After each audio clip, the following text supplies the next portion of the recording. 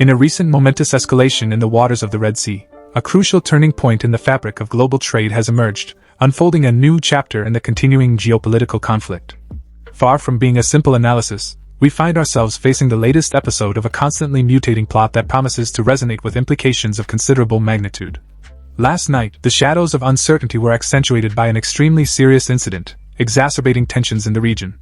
Houthi rebels, backed by the might of Iran, orchestrated an aggressive assault, unleashing an onslaught with unmanned aerial vehicles and anti-ship ballistic missiles targeting US and UK naval forces in the Red Sea. This chilling development marks a disturbing increase in both the frequency and magnitude of their attacks, bringing the number of hostile acts perpetrated since the fateful November 19 to 27.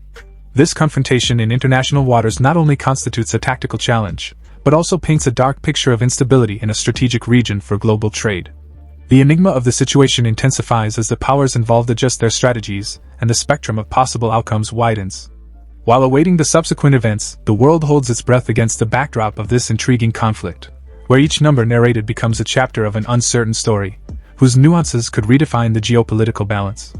In an unprecedented response, US and British coalition forces unleashed a massive offensive through a series of strategic strikes. The advanced F-35 and F-16 became the spearhead against Houthi positions in Yemen, marking the first operation of such magnitude in the conflict and aimed directly at neutralizing the Houthi threat looming over the maritime corridor. Critical. We are here, ready to dive into the heart of these events in real time. We will unravel the details of this operation, explore its objectives, and analyze the possible implications it could have for regional stability. How does this act reverberate in the current conflict between Israel and Hamas? What implications does it have for the already tense relations between the United States and Iran? These unknowns are what we propose to reveal. We invite you to join us in the analysis of the most recent and significant events of this international crisis. Stay with us to receive updated information on this critical situation unfolding in the waters of the Red Sea.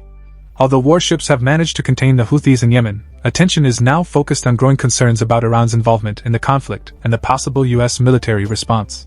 The escalation of attacks on commercial ships heading to Israel through the Red Sea by pro-Iran countries following the clashes in Gaza has further escalated the situation.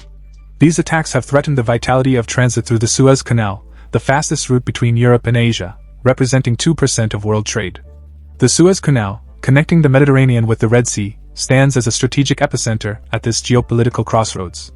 In a shocking turn, numerous maritime companies decided to cease operations in the Red Sea, responding to the palpable threat generated by 18 unmanned aerial vehicles and 3 anti-ship ballistic missiles launched by Yemen's Houthi terrorists. These attacks, directed against the vital shipping corridor, triggered a counteroffensive by American and British warships, which last night headed straight for American and British Navy assets. Although US and British naval forces successfully repelled the attack, according to US Army reports, it marked the second incident against foreign vessels in the Red Sea since November 19. Subsequently, the first and most extensive series of attacks against Houthi targets in Yemen was unleashed, orchestrated by US-led coalition forces. During these operations, centered on the provinces of Sana'a, Hodeidah, Sada and Damar, F-35 and F-16 aircraft taken off from American and British aircraft carriers caused considerable damage to hundreds of structures, observation towers, missile launch platforms, of drones and ammunition depots belonging to the Houthis. Yemen was engulfed in multiple explosions in the early hours of the morning. Although the presence of thousands of weapons from Iran was reported, especially in the supposed storage depots, American planes managed to destroy all of these depots and the weapons they contained. Lieutenant General Alex Greenwich, commander of U.S. Air Force's Central Command, confirmed that U.S. and coalition forces had carried out precise strikes on more than 60 targets, spread across 16 Iranian-backed insurgent sites, using more than 100 guided missiles. With precision. This dramatic development adds a new dimension to a rapidly evolving conflict, whose consequences are looming on the uncertain horizon of global geopolitics. In a detailed disclosure, Lieutenant General Alex Greenwich reported that Houthi assets included air defense radar systems, stockpiled ammunition, launch systems, manufacturing facilities and command and control nodes. After a quick assessment following the initial attacks, Joint Chiefs of Staff Lieutenant General Douglas Simai announced on Friday afternoon that additional attacks were carried out against 12 other locations. The offensive was carried out by deploying Tomahawk missiles and jet aircraft, with the aim of undermining the Houthis' recurring attacks on ships in the Red Sea, according to a senior U.S. official. More than a dozen Houthi targets were hit by missiles launched from the air, surface, and sub-platform. A second U.S. official revealed the involvement of the USS Florida, a guided missile submarine, in the operation in Yemen. According to the official statement, the the USS Florida entered the Red Sea on November 23. Additionally, 2 Arleigh Burke-class guided missile destroyers, USS Mason and USS Gravely, as well as the guided missile cruiser USS Philippines Sea participated. In an additional deployment, the United States deployed 18 aircraft, including F-22, from the aircraft carrier USS Dwight D. Eisenhower. In collaboration, 4 British Typhoon aircraft took off from RAF Akrotiri, a prominent UK air facility in Cyprus. By local afternoon, at least 14 targets were successfully hit, according to British Minister of the Armed Forces, James Hippie, who also announced the contribution of 2 Voyager aerial refueling tankers to the raid. This impressive military deployment reflects a coordinated effort to counter emerging threats in the region, marking a crucial point in this growing conflict. Sailing south, British forces met up with their American counterparts to undertake a joint mission to pursue 2 strategic targets in Houthi-controlled Yemen, used as operations centers for drone and missile attacks. According to sources, this move was not immediately planned for the UK flotilla. According to Rear Admiral Emmanuel Sars, Joint Commander of French forces in the Red Sea region, the French Navy is patrolling waterways used by the Houthis. Although he stressed that the French Navy operates under national command and is not subordinated to the United States, he highlighted the collaboration and exchange of intelligence between both forces. A senior U.S. military commander, assessing the results of the attacks, indicated that although he could not provide an exact percentage of Houthi assets destroyed, they suffered significant damage. He ensured that the targets were eliminated with the least possible collateral damage, using precision-guided munitions. He emphatically stated that civilian population centers were not targeted, but rather very specific capabilities with highly precise weapons in specific locations. The Houthi rebels' military spokesman, Yahya Ser, reported that 5 people were killed and 6 wounded in the attacks, drawing criticism from several Middle Eastern states. Ser claimed that airstrikes would not deter future attempts by the Houthis to attack shipping.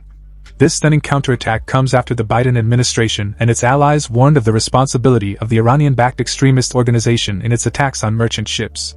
The action was triggered, according to U.S. President Joe Biden, in direct response to the unprecedented attacks carried out by the Houthis against international naval vessels in the Red Sea.